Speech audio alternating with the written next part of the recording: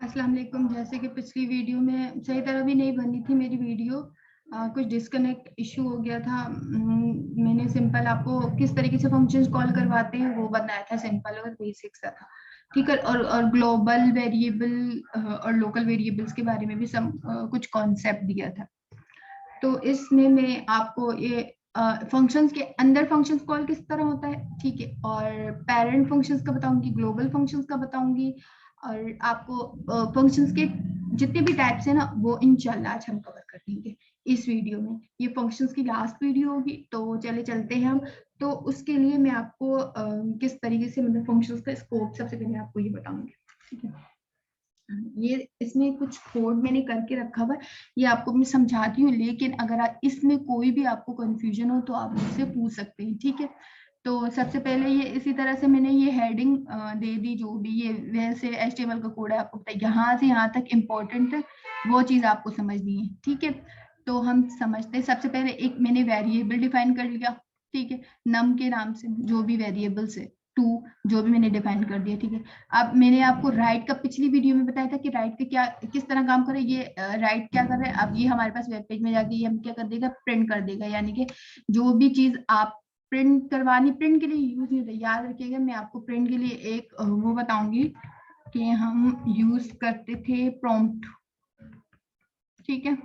ये keyword use कर रहे होते हैं हम, ये इनपुट के लिए यूज करते हैं। किसके लिए? इनपुट के लिए। मतलब अगर हमें हमें एक अलर्ट शो करवाना है, अपने ब्राउजर में एक अलर्ट शो करवाना है, हम चाहते हैं कि हम कुछ उसमें लिखें तो फिर हमारे पास शो हो अलर्ट, तो प्रॉम्प्ट कीवर्ड तब यूज होगा। या फिर हम लिखेंगे enter the name, prompt keyword में हमने इधर लिख लिया इंटर द नेम, ठीक है। तो फिर अब वो अपना नाम लिखेगा तो फिर ही हमारे पास अलर्ट शो होगा। तो प्रॉम्प्ट बेसिकली इनपुट का काम कर रहा होता है। ये हमारा टॉपिक नहीं है, बट आपको वैसे ही समझा दिया मैंने। तो राइट फंक्शन बेसिकली हमारा सिर्फ वेब पेज में कुछ लिखने के लिए यूज हो रहा था, या फॉर एग्जांपल इसकी जो वैल्यू होगी वो हमारे वेब पेज पर आ जाएगी। अच्छा, इसको ग्लोबल स्कोप बोल रहे हैं, ये चीज मुझे समझानी है कि ग्लोबल स्कोप क्यों बोल रहे हैं। अच्छा, ये मैंने BR लिखे ना, क्यों लिखा है पता है ना? अब बताती हूँ। BR, ये तो जाहिर सी बात है, ये HTML का आपको पता ही होगा। अब लेकिन जो हमारे पास एग्जीक्यूट होगा, एक लाइन एक ही बार एग्जीक्यूट होगी, इसके बाद फिर नीचे प्रिंट हो जाएगा, मतलब नीचे एग्जीक्यूट होगी। किस तरीके से जब वो प्रिंट होगा, मतलब वेब पेज पे हमारा रन कर आ जाएगा, तो मैं बताऊंगी कि BR इसलिए यूज है, पता होगा ऑलरेडी क्यों यूज होता है। अच्छा, ग्लोबल स्कोप मैंने आपको बोला था, अगर फंक्शंस के बाहर जो वेरिएबल्स होते हैं अगर वो हो तो वो हमारे पास ग्लोबल वेरिएबल कहते हैं। तो इसलिए इसने डॉक्यूमेंट डॉट राइट ने इससे प्रिंट कर देगा, यानी वेब पेज में लिख देगा, तो इसलिए इसको ग्लोबल स्कोप कहते हैं, ठीक है। अब यहाँ पर आते हैं कि फंक्शंस, पेरेंट फंक्शंस क्या होता है और हमारे पास चाइल्ड फंक्शन। ये तो मैंने पेरेंट फंक्शन नाम लिखा है, आप कुछ भी लिख सकते हैं, लेकिन ये हमारे पास ग्लोबल फंक्शन है। ग्लोबल फंक्शन क्यों है ये मैंने आपको पिछली वीडियो में आपको समझा दिया, लेकिन फिर भी मैं आपको अगर समझ नहीं है तो दोबारा भी बता दूंगी। ये मैंने दोबारा फिर एक वेरिएबल डिफाइन कर दिया, और इसकी ये वैल्यू, ऊपर जो वैल्यू थी ये देखें। अब देखिए फंक्शंस के अंदर ग्लोबल वेरिएबल कॉल हो रहे, इसलिए इसको ग्लोबल फंक्शंस बोल रहे हैं। क्यों? समझ आई आपको? देखें, नम की वैल्यू अब चेंज हो गई, पहले ये थी, अब वैल्यू उसकी चेंज हो गई, इसीलिए इसको ग्लोबल फंक्शंस बोल रहे हैं, क्योंकि ये ग्लोबल के जो वो था वेरिएबल्स को कॉल कर रहा है, ठीक है। आप इसी तरीके से राइट कर देगा वो num1 और num2 जो वैल्यू ऊपर डिफाइन की। अब लेकिन आपको पता है कि ये वाली वैल्यू प्रिंट करवाएगा कि ये वाली वैल्यू प्रिंट करवाएगा आपके साथ? ये करवाएगा, वैल्यू प्रिंट करवाएगा, क्योंकि डिफॉल्ट वैल्यू तो चेंज हो गई है, फंक्शंस के अंदर आके डिफॉल्ट वैल्यू तो चेंज हो जाएगी, तो फिर वो चेंज कर देगा। अब फिर ये देखें, ये है इनसाइड द ग्लोबल फंक्शन, देखें ये इनसाइड है ना। अब ये इनसाइड द पेरेंट फंक्शन, ये पेरेंट्स भी तो है एक तरह से, ये पेरेंट फंक्शंस भी तो है ना, ये पेरेंट्स है, क्योंकि इसके अंदर चाइल्ड बनेगा जो भी अच्छा, चाइल्ड का मैं आपको थोड़ा डिस्कस करके बताती हूँ। इसी ये चाइल्ड फंक्शंस मैंने बनाया है, नीचे बनाया हुआ है, तो चाइल्ड फंक्शंस की तरफ आते हैं। एक फंक्शन बनाया है चाइल्ड फंक्शंस के नाम से, इसको नेस्टेड फंक्शंस भी कहते हैं। नेस्टेड फंक्शन कौन सा होता है? जो एक फंक्शंस के अंदर फंक्शंस जो डिफाइन हो रहा है, तो उसे नेस्टेड फंक्शंस कहते हैं।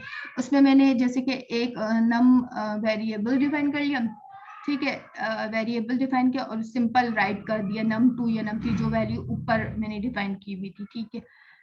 ये हमारे पास सिंपल सी ये वैल्यू होगी। अच्छा, अब इसमें मैं आपको एक चीज बता रही हूँ जो बहुत ही आपको समझने में मुश्किल होगी, ठीक है। अब यहाँ पर आते हैं हम,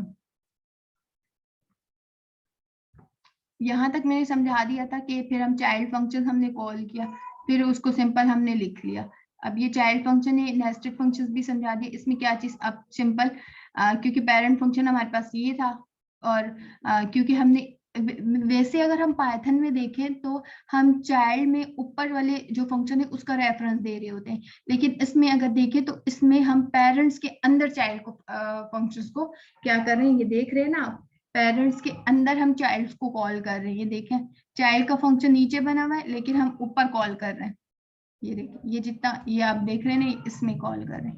लेकिन अगर हम पाइथन में देखें सी प्लस, तो हम क्या कर रहे हैं, लेकिन हम उसमें भी करवाते हैं, मतलब हम पेरेंट्स के अंदर चाइल्ड को कॉल करते हैं, लेकिन मैं आपको बता रही हूँ कि ज्यादातर तो यही होता है कि हम चाइल्ड पे ही पेरेंट्स का फंक्शंस कॉल कर रहे होते हैं, और फिर हम पेरेंट्स को हम कॉल कर देंगे, जो वैल्यू हमें प्रिंट करवानी हो वो हम प्रिंट करवा देंगे। तो हम देखते हैं हमारे वेब पेज पे हमारा रिजल्ट क्या आ रहा है। ठीक है, अच्छा मैं आपको शो कर देती हूँ मेरे पास क्या रिजल्ट आया है। ओके, तो आप ये देखें, ये जो हेडिंग थी वो हेडिंग आ गई, वैल्यू ऑफ अ नंबर 1 2, ये हमारे पास ग्लोबल स्कोप है, तो ये इस तरह से वैल्यू प्रिंट हो, जैसे मैंने कोड लिखा हुआ है वैसे ये प्रिंट हो के आई है। अगर कोई कंफ्यूज, दोबारा देख लें, अगर इसमें कोई कंफ्यूजन है तो आप मुझसे पूछ सकते हैं। दोबारा बता दूं मैं, ग्लोबल वेरिएबल का कॉन्सेप्ट सही से समझ आना चाहिए, लोकल वेरिएबल का कॉन्सेप्ट सही समझ आना चाहिए, और पेरेंट्स फंक्शन जो आपने बनाया है उसमें आप चाइल्ड्स को कॉल कर सकते हैं। इसके अलावा आप चाइल्ड्स के फंक्शंस में भी पेरेंट्स को कॉल कर सकते हैं, ये नहीं कि हम सिर्फ इसमें इसको कॉल करें। ठीक है, ये अपने कॉन्सेप्ट नहीं हिलाइएगा। ठीक है, ये मैंने बेसिक आपको बताया कि किस तरह से फंक्शंस का स्कोप वर्क कर रहा होता है। तो ये सिंपल है कि हम अपने जो वेब पेज में किस तरह वैल्यू लाना चाह रही हैं अपनी, हमें किस तरीके से वेब पेज में चीज चाहिए, तो उस लिहाज से हम कोड लिखेंगे। जाहिर सी बात है, आपको जिस तरह चाहिए आप उस तरह लिखेंगे। तो अब हम इसके टाइप्स की तरफ आते हैं। अब आपको स्कोप भी समझ आ गया, ग्लोबल लोकल वेरिएबल्स का भी समझ आ गया, कॉल किस तरह फंक्शंस करते हैं। अच्छा, एक चीज आपको मैं बताऊं कि मैंने आपको पिछली वीडियो में बताया था कि आर्ग्यूमेंट और पैरामीटर्स क्या होता है। ठीक है ना, पैरामीटर्स क्या होता है, अगर दोबारा से मैं रिपीट कर देती हूँ क्योंकि आगे मैं यूज करूंगी। अगर मैंने यहाँ पर एक वैल्यू डिफाइन की P1 और P2, ये हमारे पास क्या होगा, ये हमारे पास होगा, इधर बता भी देती हूँ मैं कोटेशंस में, पैरामीटर्स क्या है हमारे पास, P1/P2, ये हमारे पास क्या होगा, पैरामीटर्स होंगे। ठीक है, जो हम फंक्शंस के अंदर कॉल करेंगे वो हमारे पास क्या है, पैरामीटर्स है। ये आपको समझाने के लिए लिख रही हूँ। और ये बाकी आर्ग्यूमेंट तो जाहिर सी बात है, जब हम उससे कॉल करेंगे, इन्वोक करवाएंगे, तो वो चीज हमारे पास क्या हो जाएगी, हमारे पास आर्ग्यूमेंट होगी। मतलब जैसे कि इसमें हम हमारे पास ये सारा क्या आर्ग्यूमेंट होगा जो हम कॉल कर रहे हैं। ठीक है, आपको ये चीज समझ आ गई कि हमारे पास आर्ग्यूमेंट क्या होता है, पैरामीटर्स क्या होता है। अब हम चलते हैं किसकी तरफ, अपनी टाइप्स ऑफ फंक्शन। आज ये लास्ट सीरीज से फंक्शंस की फंक्शंस, इसके बाद एंड हो जाएगा, तो हम ये रिकर्सिव फंक्शंस की तरफ चलते हैं। तो मैंने आपको, हम चलते हैं रिकर्सिव फंक्शंस की तरफ कि रिकर्सिव फंक्शन होता क्या। ठीक है, सबको मैं रिमूव कर देती हूँ, उसके बाद आपको पहले एक्सप्लेन कर देती हूँ कि रिकर्सिव फंक्शंस होता क्या। बेसिकली रिकर्सिव फंक्शंस हमें ये अलाउ करता है कि हम रिपीट करें मल्टीपल आइट्रेशंस। जिस तरीके से आइट्रेशंस तो पता है ना आपको किस तरीके से, मतलब वो लूप की तरह नहीं होता, आइट्रेशन इस तरह चल रहा है। जिस तरह किसी भी लैंग्वेज में हमारे पास रिकर्सिव फंक्शन वर्क कर रहा होता है, सेम है जावास्क्रिप्ट में भी इस तरह कर रहा होता है। ठीक है, तो हम अपनी कोडिंग से आपको थोड़ा सा समझाने की कोशिश करेंगे। तो सबसे पहले ये मैं, ठीक है, फंक्शंस,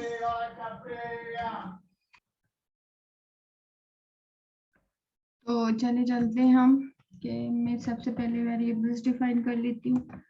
ठीक है, जैसे जैसे मैं कर रही हूँ, मैं आप ना पहले वैसे करते जाएं, फिर इंशाल्लाह आपको एक्सप्लेन भी करती जाऊंगी। मैंने क्या किया, इनिशियलाइज कर दिए। मैं इस कोटेशंस में समझाती, इनिशियलाइज वेरिएबल्स। ठीक है, कर लिए दो इनिशियलाइज। मुश्किल नहीं, इजी सा कोड होगा ताकि आपको समझ आ जाए। उसके अलावा हम फंक्शन बना लेते हैं। फंक्शंस के अंदर, क्योंकि ये हम कॉल करवा देंगे, हम पिक्टोरियल्स का फंक्शन बना रहे हैं।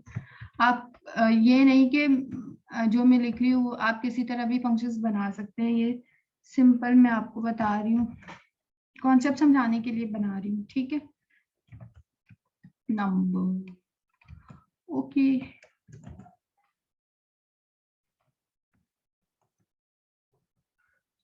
अगर हमारे पास नंबर जो है वो इक्वल हो जाए हमारे पास 0 के, तो हमें रिटर्न हो जाए, मैं चाहती हूँ कि मुझे रिटर्न हो जाए 1 या कुछ भी करने के, फॉर एग्जांपल कुछ भी, ठीक है। और एल्स मैं चाहती हूँ कि मुझे रिटर्न हो जाए नंबर। कुछ भी समझ नहीं आए आप सब पूछ सकते हैं, ओके। ये समझ नहीं आया कोड तो आप पूछ सकते हैं, ओके। तो हम कॉल कर देते हैं अपने फंक्शंस को। तो हम अपना कॉल कर लेते हैं फंक्शंस को, फैक्टोरियल, ओके। फैक्टर नहीं था हमारे पास, फैक्टोरियल था, हमने कॉल कर दिया। इसमें अगर आपको वैल्यू प्रिंट करवानी है तो भी करवा सकते हैं। नंबर -1, सॉरी, फैक्टोरियल समझाती हूँ कि इससे 1 माइनस हो जाए। अब ये क्यों किया ये भी समझाती हूँ। किसी चीज की आपको टेंशन लेने की जरूरत नहीं है, रिकर्जन के लिए यूज हो रहा है, ठीक है। मैं आपको रिकर्सिव फंक्शन समझा रही हूँ ना, तो इसलिए मैंने ये बनाया है। इतनी सी कोड में अगर आपको कोई कंफ्यूजन है तो आप मुझसे ही पूछो। पहले इतना सा समझा देती हूँ, फिर उसके बाद अभी थोड़ा सा हमें वेब पेज में चाहिए इसकी वैल्यू, तो उसके लिए जाहिर सी बात है हम डॉक्यूमेंट डॉट गेट वही चीज करेंगे जो पिछली चीज में हमने, सॉरी गेट एनिमेशन नहीं, गेट हमें ऑलरेडी ये पता है, डेमो जो मैंने ऊपर अभी डिफाइन नहीं की है, ओके। अच्छा अच्छा अच्छा, इतना से समझ लेते हैं पहले, और उसके बाद मैंने आपको पिछली वीडियो में अच्छा आप ये उससे भी कर सकते हैं गेट से, क्योंकि मैं आपको राइट से भी अब थोड़ा सा करना सिखा रही हूँ, तो इसलिए मैं राइट से कर रही हूँ। द फैक्टोरियल, फैक्टोरियल ऑफ अच्छा, अब आपको जो भी वैल्यू प्रिंट करवानी हो आप वो प्रिंट करवा दीजिएगा, ठीक है। अब मैं चाहती हूँ कि मेरे पास प्रिंट हो जाए नम वैल्यू, कि आपको फैक्ट करवानी हो, मतलब ये फैक्ट किस तरह से प्रिंट होके आएगा ये भी आप देख लीजिएगा, ओके।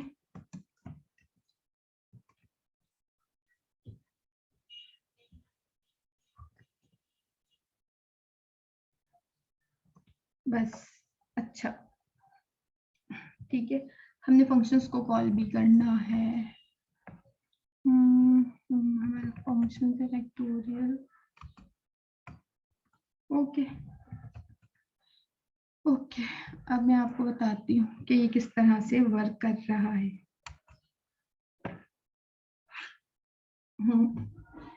तो चलते हैं हम।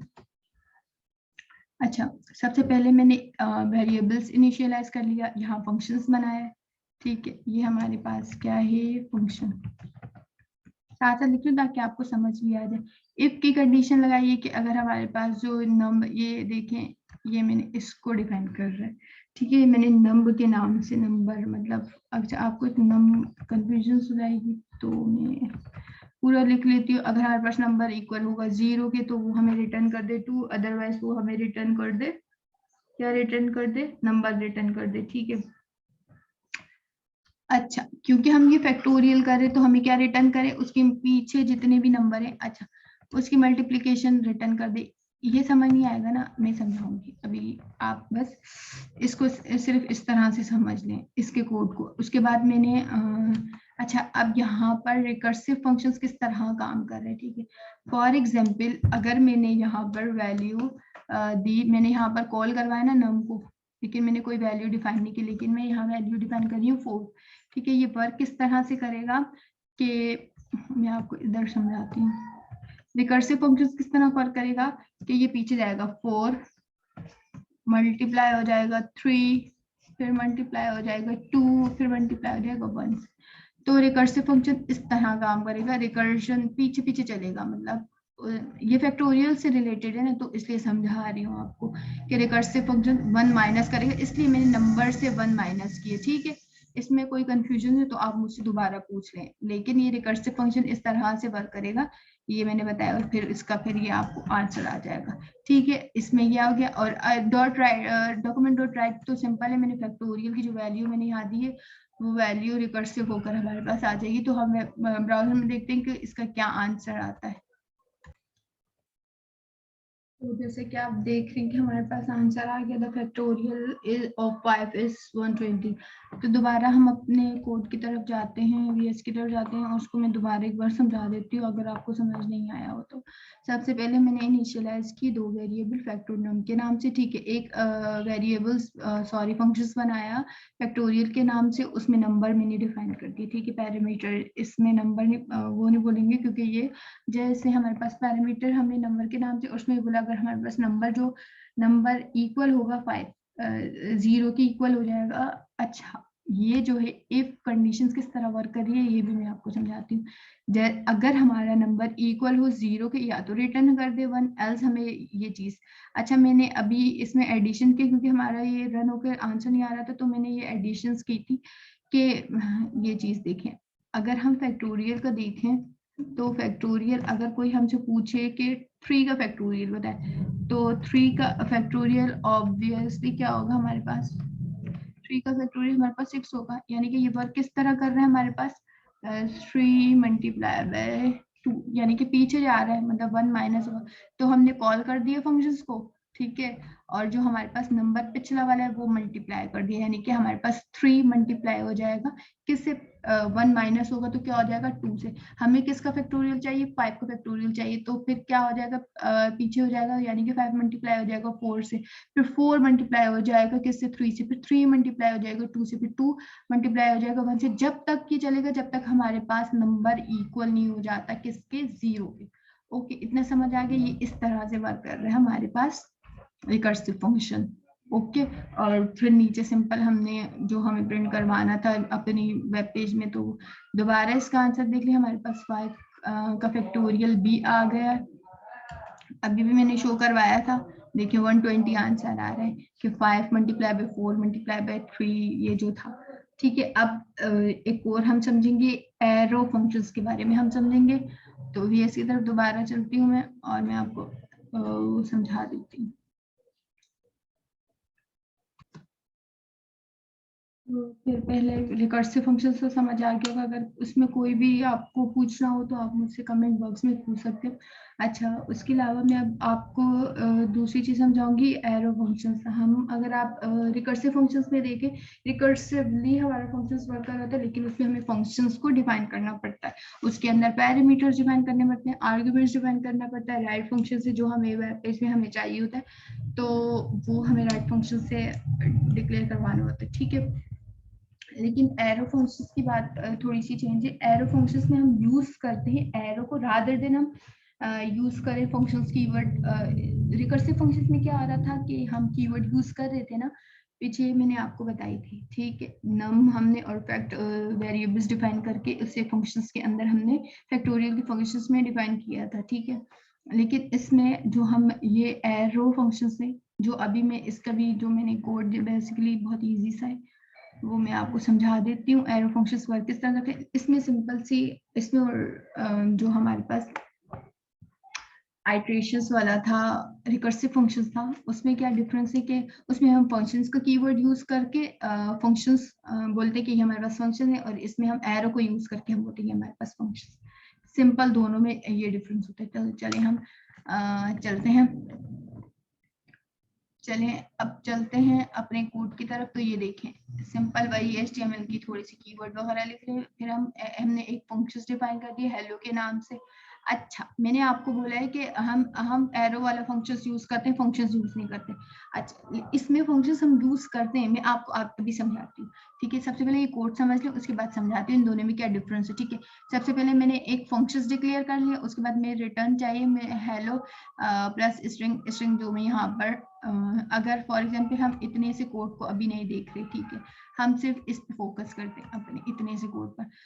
अगर मैं इसे रन करूंगी तो हमारे पास क्या आएगा, स्ट्रिंग देख रहे हैं आप, स्ट्रिंग में कोई वैल्यू हमने अभी डिफाइन नहीं की, ठीक है। अगर हम इसे रन करेंगे तो हमारे पास क्या आएगा, हेलो str, ठीक है, ये सिंपल हमारे पास आर्गुमेंट। लेकिन अगर हम ये करें कि हम फंक्शंस को हमने कॉल करवा दिया, फंक्शंस हमने कॉल करवा के सॉरी ये देखें, अगर हम इस तरह करेंगे हेलो और उसके अंदर मुझे चाहिए मुकद्दस सुल्तान, ठीक है, तो मैं अगर इसे अभी सिर्फ मैं इतनी सी चीज को आपको समझाने की कोशिश कर रही हूँ। तो हमारे पास क्या होगा कि हमारे पास ये लिखा हुआ आएगा हेलो, स्ट्रिंग में मैंने क्या चीज बता दी, मुकद्दस सुल्तान, ठीक है। कोई इसमें समझ नहीं आया तो भी पूछ सकते हैं आप।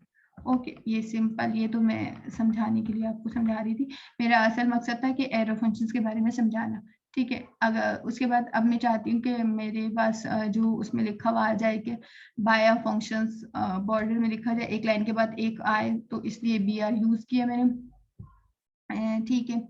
ये भी इस तरह से फंक्शंस को कॉल कर देगा, इस लाइन और इस लाइन में वही राइट के फंक्शन है, तो ये बेसिकली वही काम कर रहा होता है। यहाँ की बात थोड़ी सी ना लॉजिक चीज है, इसको समझना आपका कौन है। अब उसी तरह से हमने एक आप लेट से भी कर सकते थे, कॉन्स्ट से भी कर सकते हैं, ठीक है। ये मैंने वेरिएबल से किया है, इस कीवर्ड से यूज किया, var के कीवर्ड से, फिर मैंने एक वेरिएबल डिफाइन कर लिया जो हमें स्ट्रिंग, यहाँ स्ट्रिंग के अलावा भी आप दूसरा यूज कर सकते थे, ठीक है। अब ये देखें, जब मैं फंक्शंस को कॉल करवा रही हूँ तो मैं लिख नहीं रही फंक्शंस, इस वाले फंक्शंस को मैंने कॉल नहीं किया कि मैं यहाँ पर आऊं और इसे कॉल करूं, बल्कि मैंने क्या यूज किया, एरो को यूज किया। सिंपल ये फर्क होता है। अगर हम उस रिकर्सिव फंक्शंस में देखें, उसमें हम रिकर्सिव फंक्शन में अगर हम एक पेरेंट्स का फंक्शन बना रहे हैं, उसी के अंदर चाइल्ड्स का फंक्शन बना, तो हमें क्या करना है, एक फंक्शंस के अंदर दूसरे फंक्शंस को कॉल करना पड़ रहा था ना, लेकिन हम फंक्शंस जो हमने डिक्लेयर करवाए उसी के थ्रू करना पड़ रहा है। लेकिन इसमें हम किससे हम कॉल कर रहे हैं, देखिए हेलो फंक्शंस को हमने किससे कॉल किया, हमने एरो के थ्रू किया, एरो फंक्शन से, इसे इसलिए इसको बोलते हैं एरो फंक्शंस, ठीक है। एक वेरिएबल्स बनाया जिसमें हमें सेम वही वेरिएबल्स, यहाँ देखिए एक वेरिएबल्स ही हो गया, यहाँ पर ये पेरीमीटर था, पेरीमीटर अब क्या बन गया हमारे पास, वेरिएबल्स बन गया, ओके, ठीक है। ये इस तरह एरो फंक्शंस वर्क कर रहा है, ओके। फिर उसके बाद राइट का फंक्शन वही हमें वैल्यू रिटर्न कर देगा। तो चले चलते हम किस तरह, क्या आंसर आ रहा है, मैं शेयर कर देती हूँ, मेरे पास आंसर आ गया। तो ये देखिए आप, by arrow functions hello data pair, ठीक है, by regular functions hello data pair. तो दोबारा चलते हैं, बाय हेलो, ओके मैं शेयर करती हूँ आपके साथ, देखें पहले ये आया, ये प्रिंट होके आ गया हमारे वेब पेज पे, बाय रेगुलर फंक्शंस और हमारे पास डेटा फेयर, ठीक है, हेलो डेटा फेयर लिखा आ गया था जो आपने देखा था आपने वेब पेज में। और दूसरा फिर आपने यहाँ पर देखिए by arrow functions hello again data pair, यही चीज आ गई थी। सिंपल मेरा आपको ये समझाने का मकसद था कि किस तरीके से एरो फंक्शंस वर्क कर रहा होता है और किस तरह से इन दोनों में फर्क है, दोनों का काम सेम है कि हम फंक्शंस क्यों यूज कर रहे थे, क्यों यूज कर रहे थे, मैंने आपको बताया रीयूज के लिए यूज कर रहे हैं, जिस तरह से इसमें भी आप देख रहे रीयूज हो रहा है। तो सेम यही काम मैं बता रही हूँ, काम दोनों में सेम है, पर इसमें सिंपल है कि हम एरो का फंक्शंस यूज कर रहे होते हैं और उसमें एरो फंक्शंस का कीवर्ड यूज कर रहे थे, तो सिंपल दोनों में ये डिफरेंस है। तो अगर मेरी आपको ये वीडियो अच्छी लगी है तो सब्सक्राइब करें और इंशाल्लाह नई वीडियो में मिल देते हैं, तब तक के लिए टिल देन बाय बाय।